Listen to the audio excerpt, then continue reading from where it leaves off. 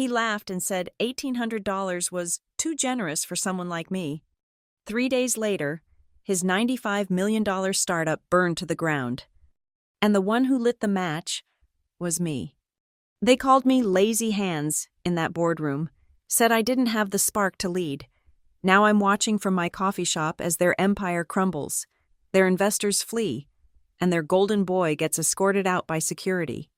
This is the story of how I used 3 lines of code and 1 unsigned contract to destroy everything they built. My name is Madison Brooks, but everyone at Hawthorne Labs called me Maddie. I'd been their senior systems engineer for 6 years, the kind of employee who arrived at 7:30 a.m. and left when the servers were stable, not when the clock said 5.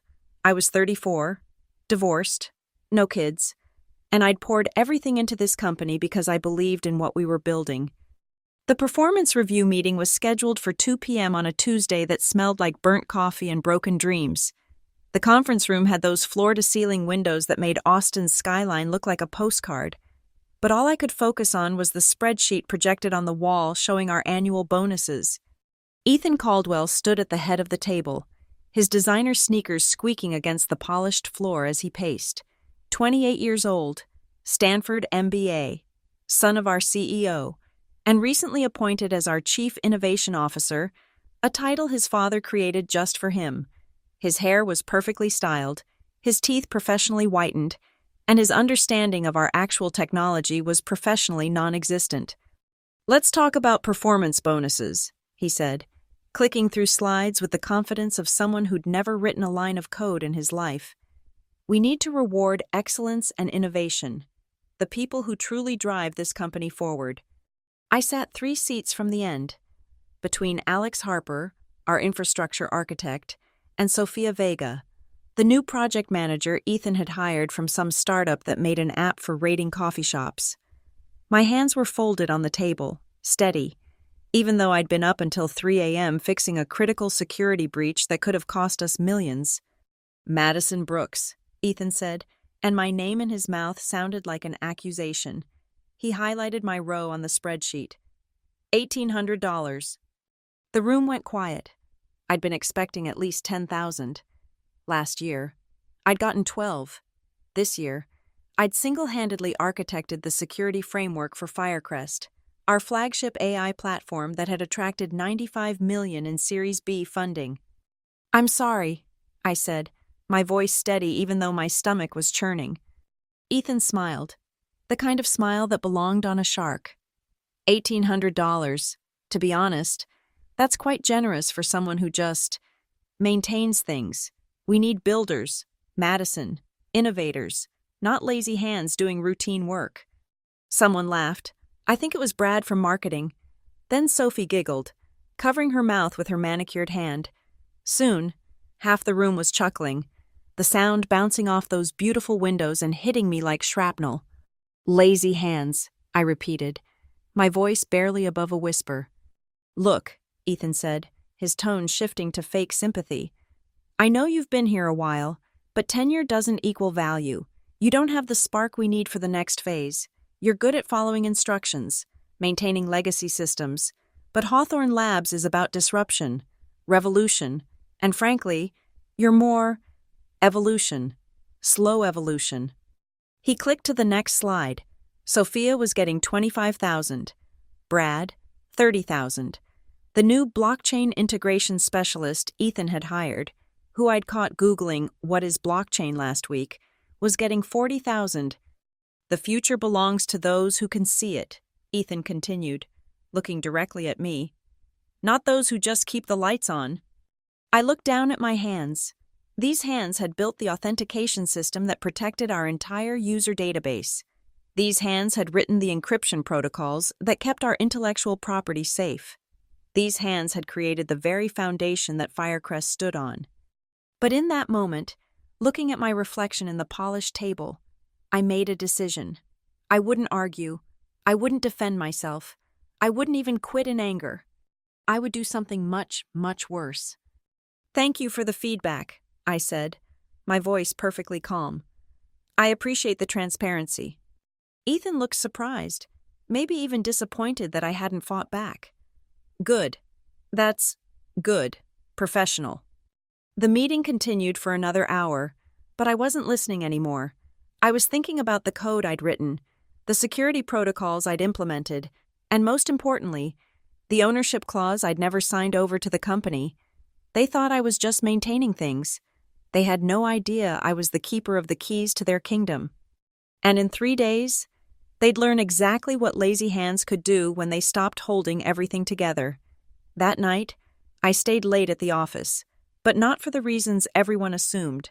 While the cleaning crew vacuumed around me and the city lights twinkled beyond the windows, I dove deep into the architecture of Firecrest, our $95 million baby. Firecrest was supposed to revolutionize enterprise AI integration. The pitch deck Ethan loved showing investors promised seamless connectivity between legacy systems and cutting-edge machine learning models. What the pitch deck didn't mention was that the entire security framework, the bridge that made this magic possible, was built on code I'd written independently, on my own time, before Firecrest was even conceived. I pulled up the Git history at 11:45 p.m. There it was, commit after commit, all tagged with my personal email, not my company address, the authentication protocols, the encryption layers, the firewall logic I developed them as part of my open source contributions, then adapted them for Hawthorne Labs.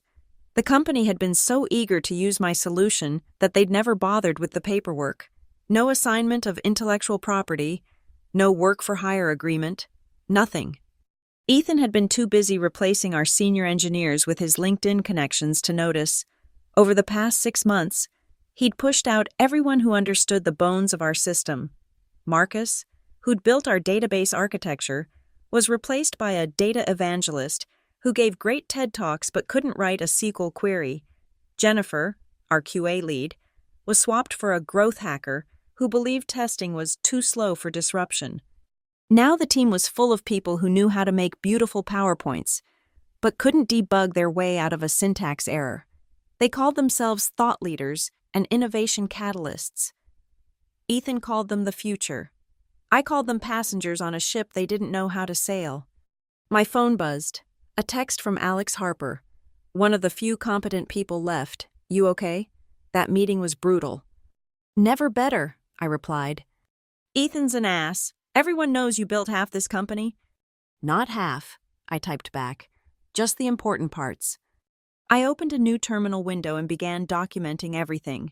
Every function, every dependency, every integration point that relied on my code. It was like creating an X-ray of Firecrest's skeleton, showing exactly which bones I owned. The real beauty was in the complexity. Ethan and his new team had built so much on top of my foundation that removing it would be like pulling a card from the bottom of a house of cards. They'd created features, added integrations, made promises to investors, all assuming my code would always be there, humming quietly in the background, doing the routine work of keeping everything secure and connected. At 2:30 a.m., I found the smoking gun in our legal documentation. Diana Ruiz, our chief legal officer, had sent multiple emails requesting IP assignment agreements for all core code. The emails had been ignored, buried under Ethan's revolutionary new initiatives. Diana was meticulous, though she'd covered herself by documenting every attempt, creating a paper trail that showed the company's negligence. I leaned back in my chair, looking at the Firecrest dashboard glowing on my screen. The system was beautiful, elegant even. It processed millions of requests daily, connected dozens of enterprise clients, and validated Hawthorne Labs' unicorn valuation. And at its heart, wrapped around every critical function like DNA, was my code. Ethan thought I was a maintainer, a keeper of legacy systems, someone without spark. He had no idea I was Atlas, holding up his entire world. The difference was, Atlas was cursed to carry his burden forever. I started typing an email to Diana, carefully worded, professionally concerned. During my review of system documentation, I noticed some potential IP compliance issues with core security modules. I want to ensure proper attribution and ownership are clearly established before the production release next week. Please advise on the proper protocol. Then I created a new branch in our codebase, labeling it IP-Sensitive Assets Review. I didn't delete anything, didn't sabotage anything. I simply wrapped my code in compliance flags, added ownership notices, and created dependencies that would require explicit authorization from the IP owner me before deployment. It was 3:45 a.m. when I finally shut down my laptop. The office was empty except for security guards and the ghosts of better decisions. Tomorrow, I would submit my resignation, effective immediately. No 2 weeks' notice, no knowledge transfer, no documentation beyond what I just created. Ethan wanted to build the future without me. Fine. Let him try building it without the foundation I'd laid. As I walked to the elevator, I passed the wall of press clippings celebrating Hawthorne Labs' success. There was Ethan, smiling beside his father, under a headline reading "The Next Generation of Tech Leadership." In 3 days, there would be new headlines, and they wouldn't be smiling. The next morning, I arrived at 8 a.m. sharp, my resignation letter printed on the good paper, the kind that felt expensive between your fingers. I'd kept it simple.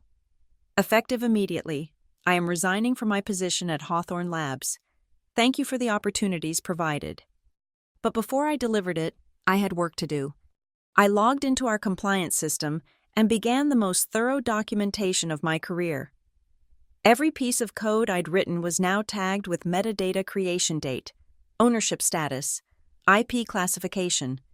The security modules at Firecrest's core were marked as IP-sensitive asset, pending ownership verification. Then I added a single line to the production deployment checklist, buried on page 47 of a document no one ever read. Verify IP ownership of all sensitive assets with primary logic owner before release. It wasn't sabotage, it was due diligence. At 9:15 a.m., I submitted a formal compliance report to Diana Ruiz's team. The subject line was innocuous: routine IP audit, security modules. The content was a time bomb wrapped in legalese. I detailed every function, every algorithm, every line of code that belonged to me, not Hawthorne Labs. I included timestamps, commit histories, and most importantly, the absence of any signed IP transfer agreements. Diana's assistant responded within minutes. Received, Ms. Ruiz will review. Perfect. The paper trail was established. At 10 a.m., I walked into Ethan's corner office. He was on a video call, gesturing dramatically at his webcam while using words like synergy and paradigm shift. I waited until he finished, then placed my resignation on his desk. He read it and laughed, actually laughed. Seriously, you're rage quitting because of the bonus. I'm pursuing other opportunities, I said calmly. What opportunities you think anyone else wants, someone who just maintains legacy code? He leaned back in his ergonomic chair, fingers laced behind his head. Madison, I did you a favor yesterday. That feedback, that was a gift. Now you can grow, evolve, become someone who matters in tech. I smiled. It was the first genuine smile I'd had in that office in months. You're right, I should evolve. Exactly, see no hard feelings. Take your 2 weeks, help with the transition. It's effective immediately. His smugness cracked slightly. That's not professional. We have the Firecrest production launch next week. Sophia can handle it. She has the spark, remember? The security protocols are all documented in the compliance system. Everything's tagged and classified. Now he looked annoyed. Fine, whatever. We'll manage. We always do. He signed my resignation without reading the attached terms, which included a clear statement that no IP transfer had occurred for work created outside company time. Ethan was too busy, too important, too convinced of his own brilliance to read the fine print. I packed my desk slowly, methodically. 6 years fit into one cardboard box. Alex stopped by, confused and concerned. You're really leaving today? It's time, I said, placing my coffee mug, the one that said World's Okayest Programmer, into the box. But Firecrest will launch exactly as planned. Alex studied my face. He knew me well enough to recognize when I was playing chess while everyone else was playing checkers. "What did you do?" "Nothing. I just made sure everything was properly documented." Madison. Check the compliance system. Page 47 of the deployment checklist. You might find it interesting. I created one final piece of insurance before I left. In our shared documentation system, I created a folder titled Legacy Maintenance Protocols, Madison Brooks. Inside, I placed a single-file IP ownership notice. The document was a masterpiece of corporate cover-your-ass literature. It explained, in excruciating detail, that the core security modules of Firecrest were built on proprietary code I owned personally. It referenced Diana's emails requesting IP agreements. It cited the company's failure to secure proper ownership, and it included a helpful note that any production deployment without proper authorization could constitute IP theft. I set the document's permissions to read only, with automatic notifications to Diana's team, the board of directors, and our biggest investors if anyone tried to modify or delete it. At noon, I walked out of Hawthorne Labs for the last time. Security took my badge, my parking pass, my company laptop. They didn't take my knowledge, my code, or most importantly, my legal rights. Ethan sent a company-wide email that afternoon. "Madison Brooks has decided to pursue other opportunities. We wish her the best in her future endeavors. Her responsibilities will be distributed among our innovative team. This is an exciting opportunity for Hawthorne Labs to streamline our operations and focus on what really matters: disruption and growth." Sophia replied, all with champagne emojis. Brad added fire emojis. The new blockchain specialist wrote, "Wog me," which I had to Google. Apparently it meant, "We're all gonna make it." They had no idea what was coming. That evening, I sat in my apartment with a glass of wine. My phone silent for the first time in years. No urgent calls about server crashes. No midnight messages about security breaches. Just quiet. In 4 days, Firecrest would attempt to go live. The countdown had begun. The first day after I left, Ethan launched Project Nova, his grand initiative to prove Hawthorne Labs didn't need its legacy maintainers. He assembled his hand-picked team in the main conference room at 9 a.m. sharp, the walls covered with motivational posters he'd ordered from some startup guru's website. I knew all this because Alex was texting me play-by-play updates from the meeting. He just said, "We're not just launching a product, we're launching a revolution." Alex messaged, "Sophia is literally taking notes on her iPad with a stylus that costs more than my car payment." Sophia Vega had been given complete control of the Firecrest launch, 25 years old, with a background in growth hacking and user experience optimization. She'd never shipped production code in her life, but she had 500,000 followers on LinkedIn where she posted daily about crushing it in tech. "Team, we're going to show the old guard how it's done," Ethan announced, according to Alex. "No more lengthy security reviews, no more compliance bottlenecks. We move fast and break things." What things, someone had apparently asked. Barriers, limitations, the status quo. Sophia created a new timeline that promised deployment in 3 days instead of the original week. She called it aggressive but achievable. She'd reorganized the launch plan into something she called a sprint festival, complete with daily stand-ups at 7 a.m. and vibe checks at 6 p.m. The new blockchain specialist, his name was Trevor, was put in charge of system integrity. When someone asked if he'd reviewed the security protocols, he'd responded, "Security is a mindset, not a checklist." Alex sent me screenshots of the new deployment dashboard Sophia had created. It was beautiful, all pastel colors and smooth animations. It showed every task as on track or ahead of schedule. There was no yellow, there was no red. In Sophia's world, everything was always green. "She's marked the IP compliance check as completed," Alex messaged. "But Diana's out of office until Thursday." "Interesting," I replied. What Sophia didn't know, what none of them knew, was that the compliance system had automated locks. Without Diana's explicit approval, without the proper signatures, the system would block any production deployment. I hadn't built that feature. Diana had, after a previous incident where someone had pushed unlicensed code that nearly got us sued. Day 2. The problems started small. The development environment began throwing warning messages. IP-sensitive asset detected. Verification required. Trevor dismissed them. Probably just old error handling from the legacy code. I'll suppress those warnings. He wrote a script to hide the messages. Out of sight, out of mind. The dashboard stayed green. Sophia announced they were ahead of schedule. Ethan sent a company-wide email praising the new energy in the engineering department. He specifically mentioned how much smoother everything was running without the bureaucratic overhead of the past. The investors were invited to a launch party scheduled for Friday at 2 p.m. Catering was ordered, press releases were drafted. Ethan had even hired a DJ because nothing says enterprise AI platform like house music and craft cocktails. Meanwhile, the warnings were multiplying in the background. Hidden by Trevor's script, but still there, accumulating in log files no one was reading. The system was trying to tell them something was wrong, but they'd covered its mouth with tape. Alex forwarded me an email thread where the DevOps team was raising concerns. There are dependencies we don't understand, one engineer wrote. The security modules are referencing ownership files we can't access. Sophia's response, let's not get caught up in the weeds. Focus on the vision.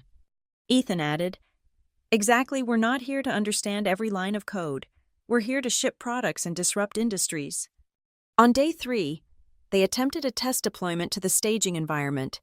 This is where my trap began to close. The staging server accepted the initial push, then immediately locked down. Every API call returned a 403 forbidden error.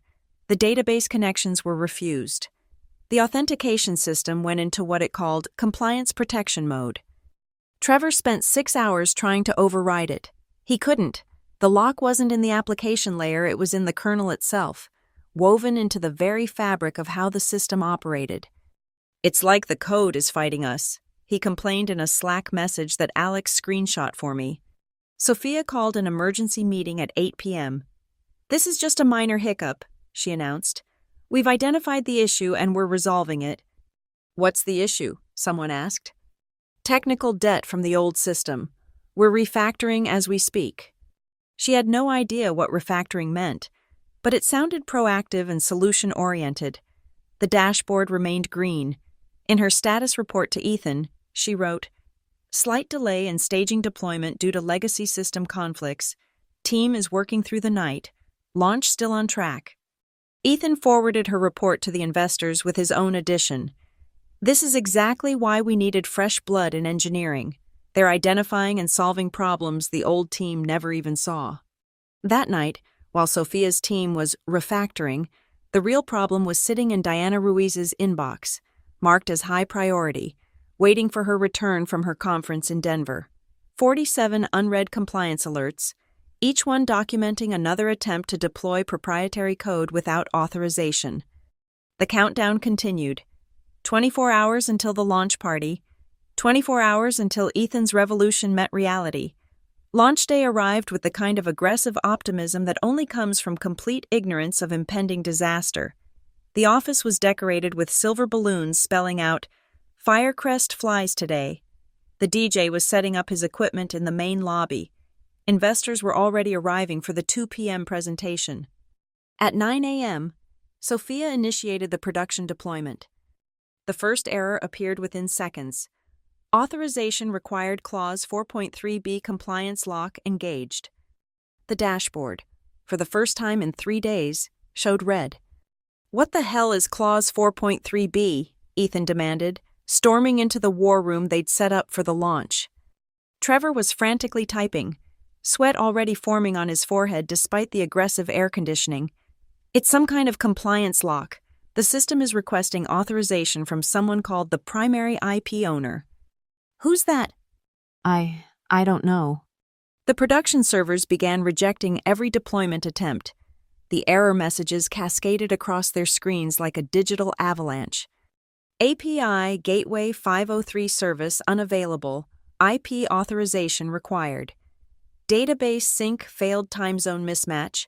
security protocol violation, sandbox environment, critical error, unauthorized access to proprietary modules.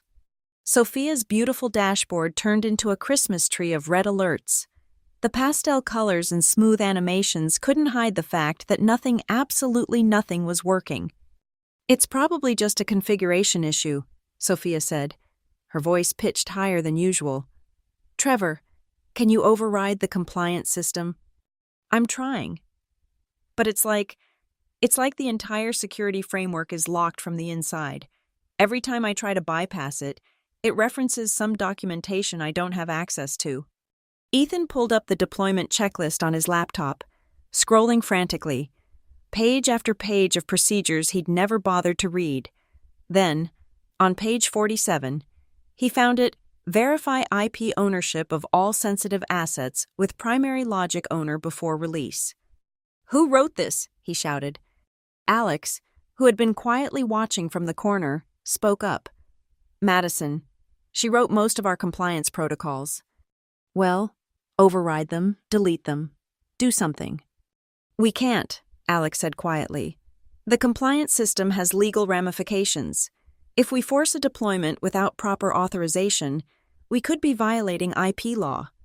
At 10:30 a.m., Diana Ruiz arrived at the office, fresh from her conference. Her assistant immediately pulled her aside, tablet in hand, showing her the 47 urgent compliance alerts. Diana's face went from confused to concerned to absolutely furious as she read through them. She marched straight into the war room. "Stop everything," she commanded. "Stop the deployment immediately." "Diana, we can fix this," Ethan pleaded. "The investors are already here." "The investors are the least of your problems." She pulled up the IP ownership notice I'd filed. "According to our records, the entire security framework of Firecrest is built on code that Madison Brooks created independently. She never signed over the rights. We don't own it." The room went silent except for the sound of Trevor's mechanical keyboard as he finally stopped typing. "That's impossible," Ethan said. "She was an employee. Everything she wrote belongs to the company." "Not if she wrote it on her own time, with her own resources, before the project existed," Diana explained. "Which, according to these commit histories, she did, and you signed her resignation papers that explicitly stated no IP transfer had occurred." Sophia's dashboard flickered, then died completely. The production servers had gone into full lockdown mode. "Get Madison back," Ethan ordered. "Offer her whatever she wants." "With what authority?" Diana asked. "You just spent the last week telling everyone she was replaceable. You called her lazy hands in a room full of witnesses. You think she's going to come running back?" Alex's phone buzzed. A text from me. "How's the launch party looking?" He typed back, "Like the Titanic, but with worse music." At noon, with the investors gathering in the presentation hall, Ethan tried calling me. I let it go to voicemail. "Madison, hey, it's Ethan. Look, there might have been some misunderstandings. We need to talk about the Firecrest deployment. Call me back, please." At 12:30, he called again. "Madison, we need you. The company needs you. I'm willing to discuss significant compensation, stock options, title change, whatever you want." At 1 p.m., with the presentation an hour away, CEO Richard Caldwell. Ethan's father called me personally. "Ms. Brooks, I apologize for my son's behavior. We need to resolve this situation. What are your terms?" I finally answered. "Mr. Caldwell, I left detailed documentation about the IP ownership issues before my departure. Your legal team has had 3 days to address them. I'm afraid any negotiations would need to start with acknowledgement of my intellectual property rights and compensation for the unauthorized attempt to use my code." "How much?" "I'm not interested in selling, but I might consider licensing, through my new consulting firm, shall we say, $95 million. That's what Firecrest is worth, isn't it?" The line went quiet. "That's extortion." "That's market value. Or you can rebuild Firecrest from scratch without my code. Your choice." I hung up. Back at the office, the war room looked like a hospital emergency department. Empty coffee cups, discarded energy drinks, and the faint smell of desperation. The deployment was completely frozen.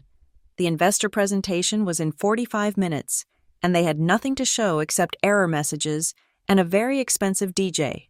Diana Ruiz had spent the last hour combing through every piece of documentation in our legal archives. What she found was damning beyond anyone's imagination. She entered the war room at 1:15 p.m., carrying a single manila folder, the kind that destroys companies. "I need everyone to leave except Ethan and Mr. Caldwell," she announced. The room emptied quickly, Sophia practically running out, her designer heels clicking against the floor in rapid staccato. Trevor muttered something about updating his resume. Only Alex lingered by the door until Diana's glare sent him away too. She opened the folder and placed a single sheet of paper on the table. Clause 43B from our internal compliance manual, authored by Madison Brooks 18 months ago and approved by the board. Richard Caldwell picked up the paper, his face aging 10 years as he read.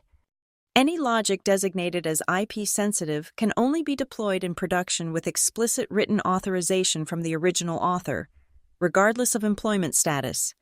"She wrote the rules," Ethan said, his voice hollow. "She wrote the rules, and we approved them." "It gets worse," Diana continued. "I found this in my archives from 6 months ago." She produced an email thread. "I repeatedly requested IP assignment agreements for all critical code. Madison flagged her security framework as personal IP that predated her employment. I sent 5 requests for proper documentation, all ignored." "By who?" Richard asked, though his eyes were already on his son. "By the newly appointed Chief Innovation Officer who declared legal reviews innovation blockers," Diana said flatly. She pulled out another document. "This is Madison's original employment contract, standard IP assignment for work created during company time. But here," she pointed to a subsection, "anything created before employment or on personal time remains the employee's property unless explicitly transferred. She never transferred the security framework." "Can we claim it was work for hire?" Ethan asked desperately. With the commit history showing weekend and late-night timestamps from her personal email, with her paying for her own GitHub repository, with documentation showing she offered it to the company as a pre-existing solution. Diana shook her head. "We'd lose that case in minutes." At 1:45 p.m., with 15 minutes until the presentation, Diana delivered the killing blow. "I've consulted with outside counsel. If we proceed with the deployment without Madison's authorization, she can sue us for IP theft. Given the documentation trail and the value of Firecrest, damages could exceed our valuation. The investors could then sue us for fraud. The company would be finished." Richard Caldwell stood up slowly, straightening his tie. "Options. 3. Cancel the launch. Rebuild Firecrest from scratch without Madison's code. Timeline 12 to 18 months minimum. 2. Negotiate a licensing agreement with Madison on her terms. 3. Admit defeat. Return the investor money, and shut down the project." "There has to be another way," Ethan insisted. "We can't let one disgruntled employee—" "Stop," his father commanded. "She's not disgruntled. She's intelligent. She laid a perfect trap and you walked into it with your eyes wide open." Alex, listening from outside the door, texted me, "Diana just called your plan a perfect trap. I think she's impressed." At 2 p.m., the investors gathered in the presentation hall. The DJ had been quietly dismissed. The champagne remained corked. Richard Caldwell took the stage alone. "Ladies and gentlemen, thank you for coming. I need to inform you that we're postponing the Firecrest launch due to unexpected compliance issues." The murmur from the crowd was immediate and harsh. "What kind of compliance issues?" demanded Marcus Webb, their lead investor. Richard looked at Diana, who stepped forward with her folder.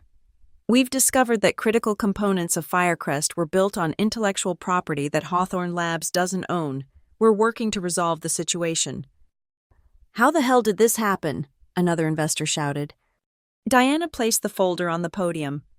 "A combination of negligence in our IP documentation process and a failure to properly value our senior engineering talent. The engineer who owns the code left the company 3 days ago." Get them back. We've attempted to. The terms being requested are substantial. Marcus Webb stood up. I want to see all documentation, now, and I want to know who's responsible for this disaster. All eyes turned to Ethan, who seemed to shrink into his designer sneakers. The emergency board meeting was called for 3 p.m. I know because Alex was live texting me from his hiding spot near the boardroom. Webb just said gross negligence, he messaged. Now he's saying fiduciary responsibility. Ethan looks like he might cry. The board voted unanimously. Ethan was removed from his position effective immediately. The entire Project Nova team was under review. Sophia's LinkedIn profile would need updating. At 4 p.m., my phone rang. Diana Ruiz. Madison, I'm calling as Chief Legal Officer. We'd like to discuss a licensing agreement for your code. I'm listening. We're prepared to offer you a consulting contract, $1 million annually, plus royalties on any products built with your framework. No? Then what do you want? I smiled, looking out at the Austin skyline from my apartment. I want Ethan to call me personally and apologize. I wanted in writing that my code was essential to Firecrest, and I want $5 million upfront, plus 30% of any revenue generated using my security framework. That's less than what you'll lose if Firecrest fails. Webb is already talking about pulling out, isn't he? Diana was quiet for a long moment. I'll present your terms to the board. The call came at 6:17 p.m. Ethan's voice was small, defeated. Madison. It's Ethan. I need to apologize. I was wrong about you, about everything. You're not lazy hands. You're the foundation of this company. We need you. I'm sorry. Send it in writing, I said, and hung up. The emergency board meeting reconvened at 7 p.m. that evening. The boardroom had the atmosphere of a funeral, if funerals involved angry venture capitalists threatening lawsuits.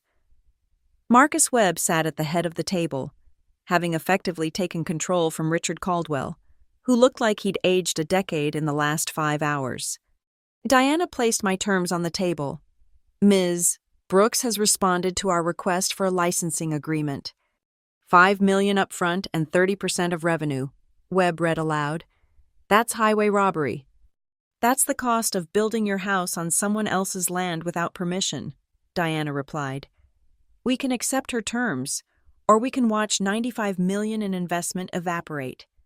Another board member, Patricia Huang from Vertex Capital, pulled up her laptop. I've been reviewing the technical documentation. Can someone explain to me how one engineer owned this much critical infrastructure without anyone noticing? Diana pulled up the Git history on the main screen. Madison Brooks built the security framework over 2 years ago as a personal project. When Firecrest was conceived, we needed a solution quickly. She offered her existing code. In the rush to meet investor deadlines, proper IP transfer was never completed. And whose responsibility was that? Patricia asked, though everyone knew the answer. The Chief Innovation Officer was responsible for technical oversight, Diana said carefully. He repeatedly dismissed legal concerns as bureaucratic obstacles. Webb turned to Richard Caldwell. Your son cost us $95 million. The investment isn't lost, Richard said weakly. If we meet Madison's terms. If we meet her terms, we're giving away 30% of our revenue to someone who doesn't even work here anymore. Webb slammed his hand on the table. This is what happens when you promote based on nepotism instead of competence. At 8:30 p.m., the board reached a decision. They would make one final attempt to negotiate with me, but this time, they'd send Diana alone, the only person in the company who'd actually tried to prevent this disaster. Diana called me at 9 p.m. Madison, it's Diana. I'm alone. No one's listening. Can we speak honestly? We can. You planned this from the moment Ethan insulted you in that meeting, didn't you? I planned it from the moment he called me lazy hands. Diana actually laughed, a sharp, appreciative sound. The board is prepared to meet most of your terms. $5 million up front is approved, but they're struggling with 30%.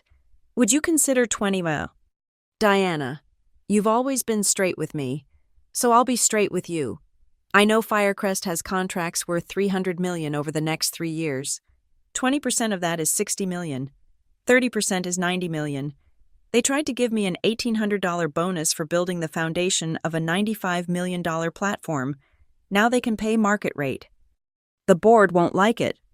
The board should have thought of that before letting Ethan turn the engineering department into his personal kingdom of incompetence.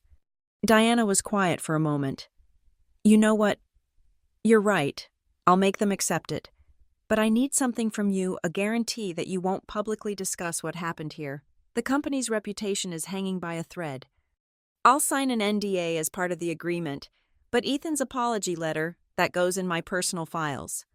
At 10:15 p.m., Ethan's written apology arrived in my inbox. I had to give him credit. It was more thorough than I'd expected.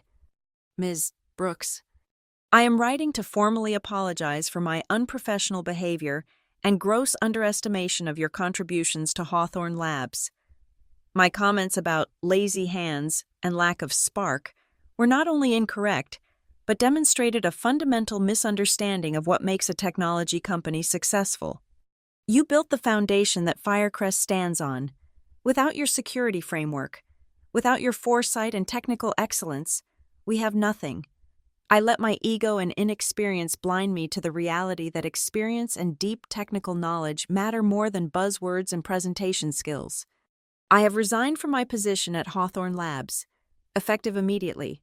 I hope my departure and this apology can begin to repair some of the damage I've caused. Respectfully, Ethan Caldwell. Alex texted me a photo from the office. Ethan was cleaning out his desk, the same cardboard box I'd used 3 days ago, now holding his collection of startup culture books and motivational posters. At 11 p.m., the final documentation was sent to my lawyer. $5 million would be wired to my account by Monday. 30% of all Firecrest revenue would follow quarterly. My security framework would remain in the product, but now it would make me wealthy instead of dismissed. The Financial Times would later run a small piece about the restructuring at Hawthorne Labs, noting only that there had been leadership changes and a delay in product launch. They never mentioned the engineer who'd brought a $95 million company to its knees with 3 days of patience and perfect documentation. Richard Caldwell called me one last time, at 11:45 p.m. Ms. Brooks, the agreements are signed. You've won. I hope you're satisfied. Mr. Caldwell, I was satisfied the moment your son laughed at $1,800. Everything else was just business. We could have been partners. You could have been our CTO. I could have been a lot of things if your company valued engineering over ego. Good luck with the new team. I hung up and poured myself a glass of wine. Outside my window, Austin's lights sparkled like code executing perfectly beautiful, logical, and under complete control. Monday morning, 9 a.m. sharp. I sat in my favorite coffee shop on South Congress, laptop open, watching my bank account refresh. The wire transfer hit at $9.035 million. Clean, legal, mine. The barista, recognizing me as a regular, brought over my usual accortado with an extra shot. You look happy today, she said. Just got a promotion, I replied, which wasn't entirely untrue. My phone buzzed with a text from Alex. Emergency board meeting at 10. Webb is cleaning house. Sophia just got escorted out by security. I took a sip of my coffee and pulled up LinkedIn on my laptop. Sophia Vega's profile had already been updated. Seeking new opportunities in growth hacking and innovation strategy. Her post about learning from failure had 12 likes. Ethan hadn't posted anything since Thursday. His last update about disrupting the disruption now read like prophecy. At 10:30, another text from Alex. They just announced the new CTO, Diana Ruiz. First thing she did was institute mandatory IP documentation for all code. You changed this place. I smiled. Diana would do well. She understood what Ethan never did, that the foundation matters more than the facade. By noon, news had leaked to TechCrunch. The headline was gentle. Hawthorne Labs announces leadership restructuring, delays flagship product launch. The article mentioned compliance issues and strategic realignment. My name appeared nowhere. The NDA was worth the silence. But the Austin tech community is small, and whispers travel fast. My phone started buzzing with messages from recruiters, former colleagues, other startup CTOs. Everyone wanted to know what really happened. Everyone wanted to know if I was available. I wasn't, not anymore. At 2 p.m., I formed my own LLC, Brooks Security Solutions. My first client would be Hawthorne Labs, licensing my framework for 30% of their revenue. But there would be others. Companies that actually valued the people who built their foundations. Marcus Webb called me at 3:15 p.m. Ms. Brooks, Marcus Webb from Vertex Capital. I heard through certain channels about your negotiation skills. We have a portfolio company that needs a security audit. Interested. My rate is $10,000 per day. Minimum 7-day engagement. He didn't even pause. Send me the contract. By Wednesday, the Hawthorne Labs that Ethan had tried to build was gone. The ping-pong table was removed. The motivational posters came down. The DJ's contact was deleted. Diana instituted what she called boring excellence, a culture focused on documentation, testing, and respecting the people who did the unglamorous work of keeping systems running. Firecrest finally launched 2 weeks later. After proper testing and documentation, it worked flawlessly. The investors were mollified, the company survived, and every quarter, 30% of their revenue would remind them of the cost of disrespecting the people who build the foundations. I ran into Ethan 3 months later at a Whole Foods in downtown Austin. He was wearing a hoodie instead of his usual designer clothes, pushing a cart like any other Sunday shopper. He saw me and froze. Madison. Ethan? I'm working at a small firm now. Building management software. Actually coding this time. Good for you. He shifted uncomfortably. I learned something from what happened, the hard way. But I learned. What's that? That the people maintaining the foundations, the ones doing the routine work, they're the ones with the real power. They just usually choose not to use it. I nodded. Lazy hands, right? He winced. I'll never live that down, will I? Every quarter when my royalty check arrives, I remember it. He actually laughed a real laugh, not the performative one from the boardroom. Fair enough. Take care, Madison. You too, Ethan. I watched him walk away. This former chief innovation officer now humbled into humanity. Maybe he'd become a decent engineer someday. Maybe he'd remember to respect the people who did the quiet work. As for me, I finished my shopping and drove home to my new apartment, the one with the view of Lady Bird Lake that $5 million in the bank could afford. My phone had 17 messages from potential clients, all wanting the security expertise of someone who'd become a legend in Austin tech circles. The woman who'd brought down a $95 million startup with documentation and patience. They called me different things now. Security genius, strategic mastermind, the engineer who played the long game. But my favorite came from Diana. In a text she sent after the first quarterly payment was processed, the woman with the smartest hands in tech. Not lazy, never lazy. Just patient enough to wait for the right moment to show everyone what those hands could really do. The coffee shop where I'd watched that wire transfer come through became my office.